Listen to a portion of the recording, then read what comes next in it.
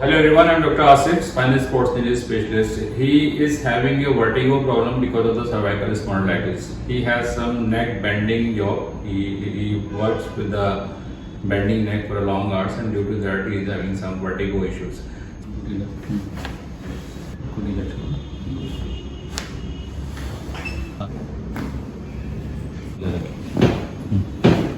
छोड़ दो सीधा इधर